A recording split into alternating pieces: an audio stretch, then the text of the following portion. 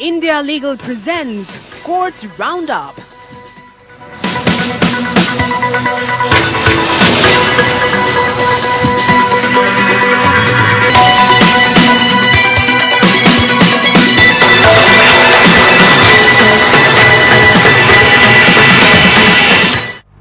नमस्कार, आप देख रहे हैं हमारी खास पेशकश कोर्ट्स राउंडअप। मैं हूं आपके साथ नेहा दुबे। इस बुलेटिन में अगले आधे घंटे हम आपको कोर्ट से जुड़ी तमाम छोटी बड़ी खबरों से करवाएंगे रूबरू। कोर्ट की कार्रवाई और सुप्रीम कोर्ट से लेकर हाई कोर्ट और लो कोर्ट तक के फैसलों को रखेंगे आपके सामने। तो आइए शुरू करते हैं courts roundup. India Legal presents Courts Roundup.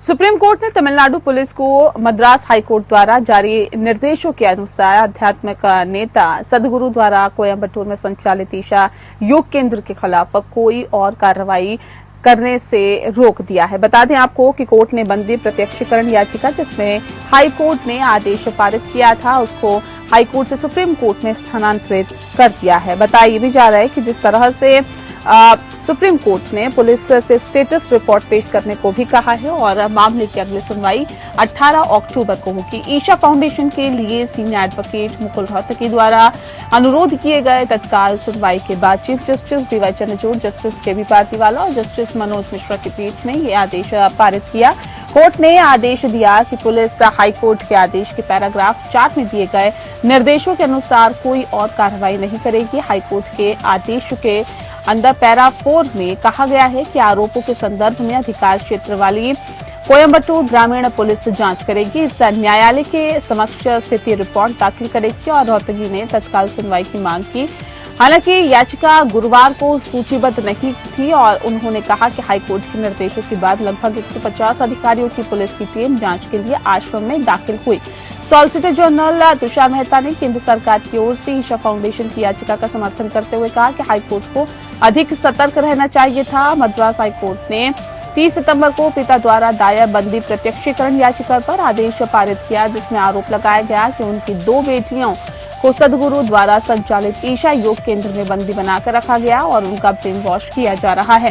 हालांकि बेटियां हाईकोर्ट के समक्ष उपस्थित हुई और उन्होंने कहा कि वे अपनी मर्जी से आश्रम में रह रही हैं, लेकिन हाईकोर्ट ने पाया कि संस्था के खिलाफ गंभीर आरोप है। उसने ईशा फाउंडेशन के खिलाफ आपराधिक मामलों का ब्यौरा मांगा। हाईकोर्ट ने कोयम्बटूर पुलिस को संस्था के डायरेक्टर के खिलाफ पॉक्सो केस और लोगों को हिरासत में रखने के अन्य आरोपों की जांच करने का भी निर्देश दिया है। सुप्रीम कोर्ट के समक्ष रोहतगी ने कहा है कि जब बेटियों ने हाईकोर्ट को बताया कि वे अपनी मर्जी से आश्रम में रह रही है तो बंदी प्रत्यक्षीकरण याचिका का उद्देश्य समाप्त हो गया और हाईकोर्ट को आगे कोई निर्देश नहीं देना चाहिए था। उन्होंने कहा कि 8 साल पहले महिलाओं की मां ने भी ऐसी ही बंदी प्रत्यक्षीकरण याचिका दायर की थी जिससे महिलाओं द्वारा ये बताए जाने के बाद बंद कर दिया गया था कि वह अपनी मर्जी से वहां रह रही है।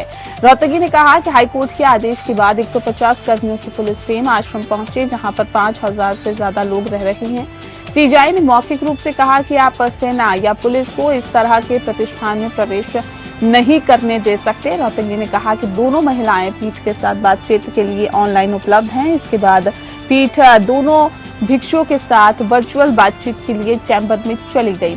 भिक्षुओं के साथ बातचीत के बाद जब पीठ फिर से बैठी तो सीजीआई चंद्रचूड़ ने कहा कि दोनों महिलाओं ने बताया कि वे स्वेच्छा से आश्रम में रह रही है। सीजीआई ने यह भी बताया कि उन्होंने ये बताया कि पुलिस टीम कल रात आश्रम से चली गई थी।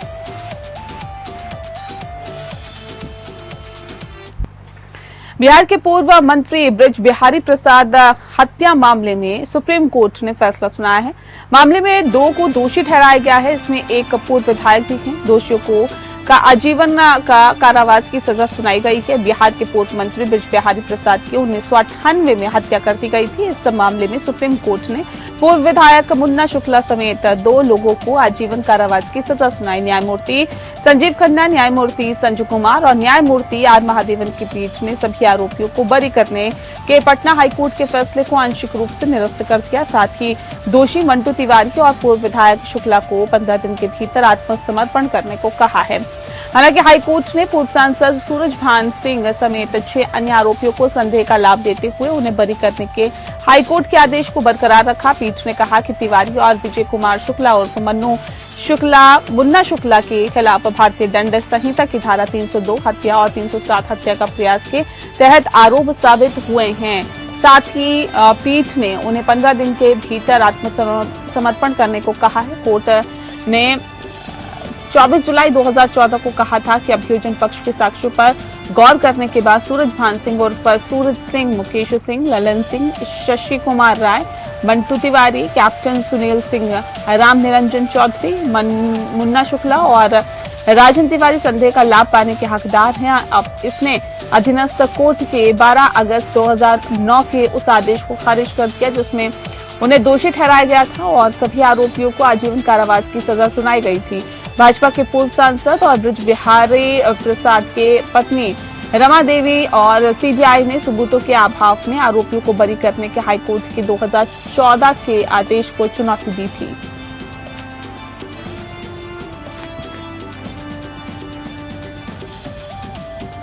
प्रदूषण मामले में सुप्रीम कोर्ट ने फिर वायु गुणवत्ता प्रबंधन आयोग को फिर से नसीहत दी है। अपने ही निर्णयों और निर्देशों पर आयोग कोई एक्शन नहीं ले रहा क्योंकि कोई मीटिंग ही नहीं हो रही है। कोर्ट ने कहा है कि ना तो हरियाणा और ना ही पंजाब के निर्देशों का पालन करने के लिए कोई प्रयास किया। कोर्ट ने CAQM के कार्यशैली पर भी नाराजगी जताते हुए कहा है कि उसने आदेशों के कार्यान्वयन को लागू करने के लिए कोई ठोस प्रयास नहीं किया है। यहां तक कि सुरक्षा और आदेशों को लागू करने वाली उप समिति ने जून 2021 के आदेशों के कार्यान्वयन पर चर्चा तक नहीं की है। कोर्ट ने कहा है कि सितंबर के आखिरी 15 दिनों में भी पंजाब में पराली जलाने के 129 मामले सामने आए हैं, जबकि इसी दौरान हरियाणा में 81 मामले भी सामने आ चुके हैं।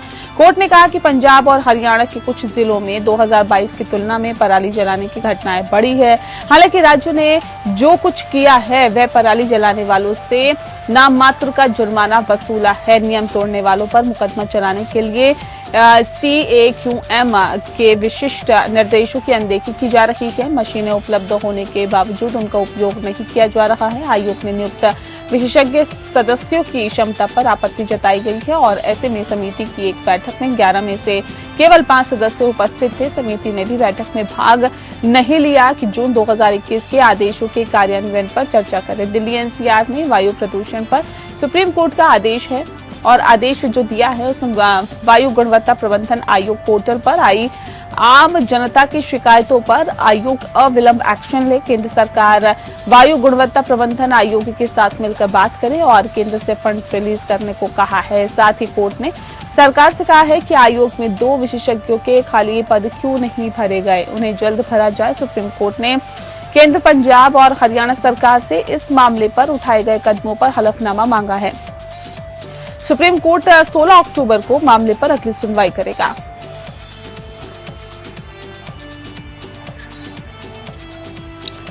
सुप्रीम कोर्ट ने महादेव सट्टेबाजी कांड से जुड़े मनी लॉन्ड्रिंग मामले में आरोपी सुनील दम्मानी को जमानत दी है। जस्टिस JB पार्दीवाला और जस्टिस मनोज मिश्रा की खंडपीठ छत्तीसगढ़ हाईकोर्ट के उस आदेश को चुनौती देने वाली याचिका पर सुनवाई कर रही थी जिसमें दम्मानी की जमानत याचिका खारिज कर दी गई। आरोपी पर PMLA की धारा 3 और 4 के तहत मनी लॉन्ड्रिंग का आरोप था। याचिकाकर्ता की ओर से पेश सीनियर एडवोकेट विकास पाहवा ने कहा है कि दम्मानी 23 अगस्त 2023 से हिरासत में है। फिलहाल 98 गवाहों की जांच के लिए सूचीबद्ध होने के साथ ही मुकदमा शुरू होना बाकी है। पाहवा ने कहा है कि उन पर PMLA 2002 के तहत कोई आरोप नहीं लगाया गया है और ED की ओर से पेश एडवोकेट जोहेब हुसैन ने पीठ को बताया है कि कुल 1.5 करोड़ यानी 1.5 करोड़ की राशि जब्त की गई है। विदेश में 5000 करोड़ रुपए की लूट की गई है और इस घोटाले में अब तक 45 आरोपी शामिल हैं। अदालत ने कहा है कि अपीलकर्ता के खिलाफ प्रथम दृष्टया यह मामला प्रतीत होता है कि हवाला अधिकारी होने के नाते उसने अपराध की आय को स्थानांतरित करने में अन्य आरोपियों की सहायता की। खंडपीठ ने दम्मानी को इस शर्त पर जमानत दी है कि वह 15 दिन में प्रवर्तन निदेशालय यानी ईडी के अधिकारियों के समक्ष उपस्थित होगा और अदालत की मंजूरी के बिना विदेश यात्रा नहीं करेगा। अदालत ने हाईकोर्ट का विवादित आदेश भी खारिज कर दिया है। गुण दोष पर कुछ भी कहे बिना हमारा विचार है कि अपीलकर्ता को जमानत शर्तों के अधीन जमानत पर रिहा किया जा सकता है। हाईकोर्ट का आदेश खारिज किया जाता है। अपीलकर्ता को किसी अन्य जांच में आवश्यकता न होने पर जमानत पर रिहा करने का आदेश दिया जाता है। इस शर्त के अधीन ही अपीलकर्ता हर 15 दिन में ईडी कार्यालय में अपनी उपस्थिति दर्ज कराएगा और अपीलकर्ता अदालत की उस पूर्व अनुमति के बिना देश नहीं छोड़ेगा।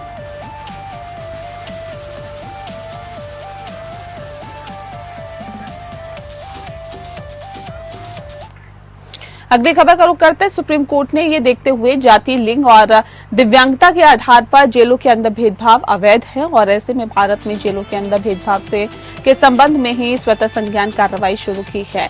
राज्य और संघ द्वारा निर्णय में दिए गए निर्देशों के अनुपालन के लिए स्वतः संज्ञान मामले को 3 महीने बाद सूचीबद्ध किया जाएगा। चीफ जस्टिस चंद्रचूड़, जस्टिस जेबी पारदीवाला और जस्टिस मनोज मिश्रा की पीठ ने निर्णय सुनाया कि राज्यों और केंद्र शासित प्रदेशों के संबंधित जेल मैनुअल नियमों के तहत कैदियों की जाति आधारित अलगाव को संविधान के अनुच्छेद 14, 15, 17, 21 और 23 का उल्लंघन माना जाता है। न्यायालय ने निम्नलिखित निर्देश पारित किए हैं। सभी राज्यों और केंद्र शासित प्रदेशों को इस निर्णय के 3 महीने के भीतर अपने जेल मैनुअल नियमों को संशोधित करने का निर्देश दिया जाता है। दूसरा, केंद्र सरकार को इस निर्णय के 3 महीने के भीतर ही मॉडल जेल मैनुअल 2016 और मॉडल जेल और सुधार सेवा अधिनियम 2013 में जाति आधारित भेदभाव को संबोधित करने के लिए आवश्यक परिवर्तन करने का निर्देश दिया जाता है। नंबर 3 ये कि जेल के अंदर विचाराधीन और या कैदी के रजिस्टर में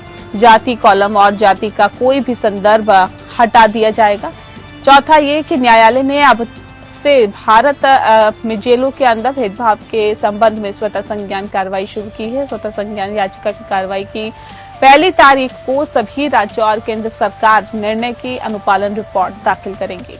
5वां ये कि jail manual model jail manual में आदतन अपराधियों का संदर्भ संबंधित राज्य विधानों में दी गई परिभाषा के अनुसार होगा।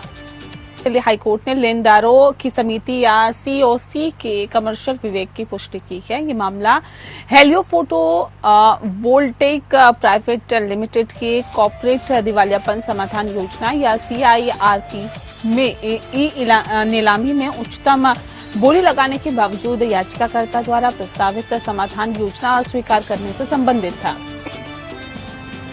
याचिकाकर्ता जो समाधान आवेदकों में से एक था, उसने दावा किया कि वह कॉर्पोरेट देनदार के संबंध में कॉर्पोरेट दिवाला समाधान प्रक्रिया में सबसे ऊंची बोली लगाने वाला था, लेकिन 5 मई 2024 को आयोजित बैठक में प्रतिवादी नंबर 2, 4 और 5 से मिलकर बने लेनदारों की समिति द्वारा उसकी बोली को आपको बता दें कि स्वीकार नहीं किया गया।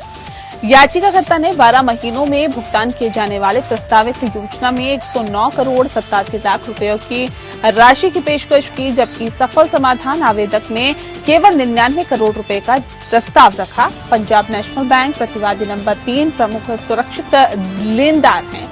न्यायालय ने माना कि याचिकाकर्ता द्वारा रिट में नोटिस जारी करना उचित नहीं है, जब उसके पास पहले से ही NCLT के समक्ष प्रभावी वैकल्पिक उपाय, जहां वह COC की कार्रवाई या निष्क्रियता के संबंध में अपनी शिकायतें बता सकता है।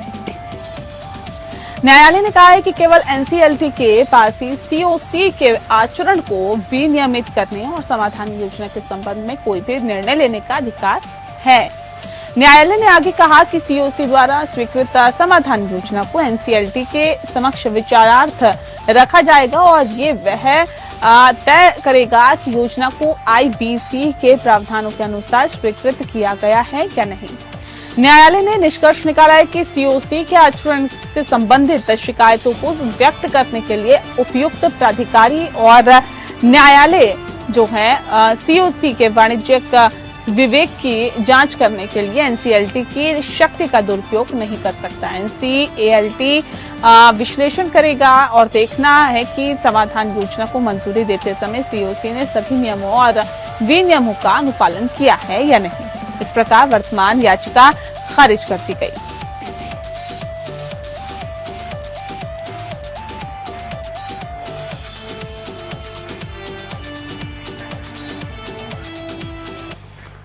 वहीं पंजाब हरियाणा हाईकोर्ट ने धोखाधड़ी के मामले में आरोपी 10 वर्षीय लड़की की मां को अग्रिम जमानत देते हुए कहा है कि अदालत को मां के फैसले पर सवाल उठाने से बचना चाहिए, क्योंकि कोई भी बच्चे की सुरक्षा और सर्वोत्तम हित का आकलन करने के लिए बेहतर स्थिति में नहीं है।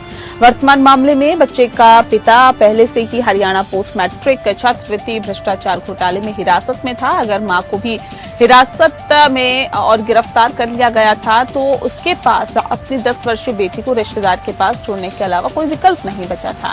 जस्टिस अनूप चिटकारा ने कहा कि पेरेंट्स पैट्रिय के रूप में हैं और ऐसे में आपको बता दें कि अदालत बच्चे के हितों की रक्षा करने की जिम्मेदारी वहन करती है और रिश्तेदारों के हाथ में उसका कल्याण करके इस कर्तव्य को नहीं छोड़ सकती है।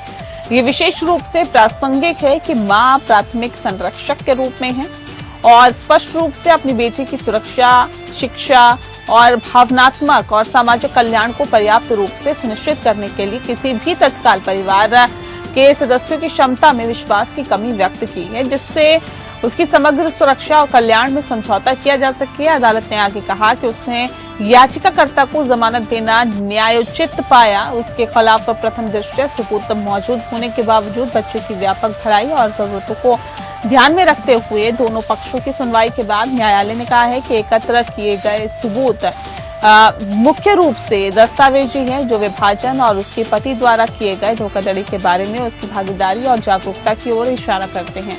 पीठ ने इस बात पर प्रकाश डाला कि बच्चे के पिता हिरासत में हैं और अदालत के लिए याचिका पर विचार को तब तक स्थगित करना अनुचित होगा जब तक कि पिता की जमानत पर संभावित रिहाई न हो जाए। केवल तभी मां को कैद किया जा सके।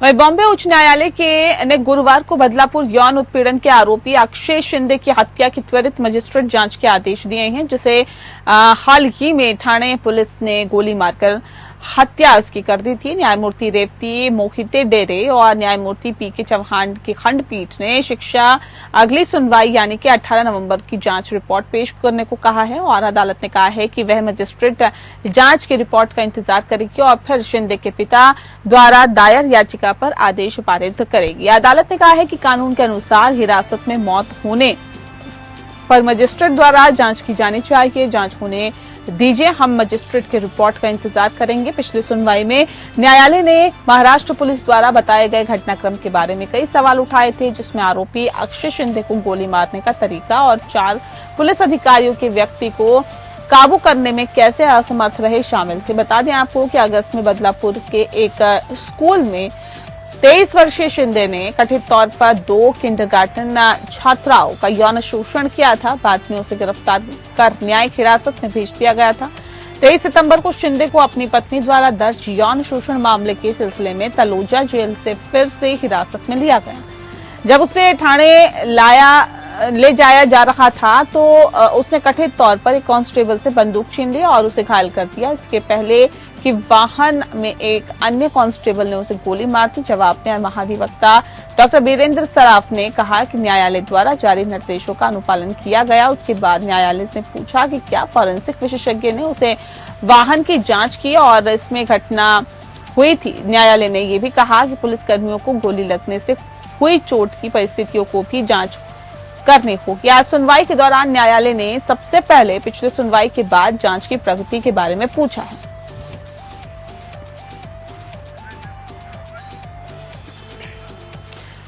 सुप्रीम कोर्ट ने हाल ही में सभी राज्य सरकारों और केंद्र शासित प्रदेशों को बच्चों को प्राकृतिक आपदाओं, स्वास्थ्य खतरों, दुर्व्यवहार, हिंसा और हिंसा से बचाने के लिए स्कूल प्रबंधन की जिम्मेदारी तय करने के लिए केंद्र सरकार द्वारा जारी स्कूल सुरक्षा और संरक्षा पर दिशा निर्देश 2021 को लागू करने के निर्देश दिए हैं। इस संदर्भ में आइए इंडिया लीगल के वेब रिपोर्टर से समझते हैं कि केंद्र के दिशा निर्देशों में क्या कुछ खास है और क्या इसमें अहम है।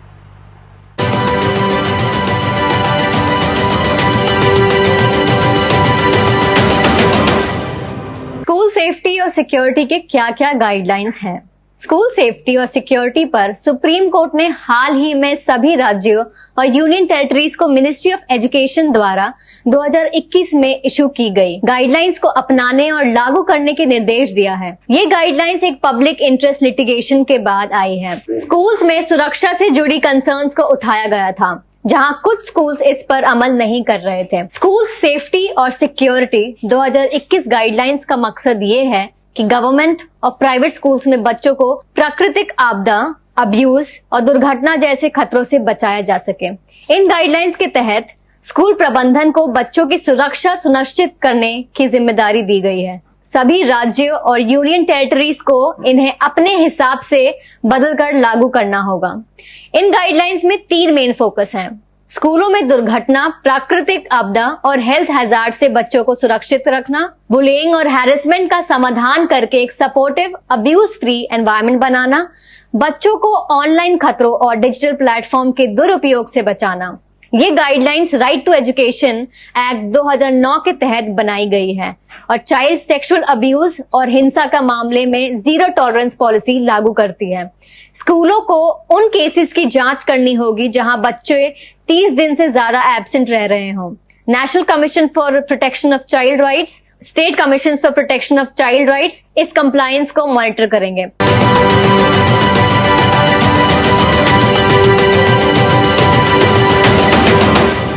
और इसी के साथ फिलहाल इस बुलेटिन में इतना ही। नमस्कार।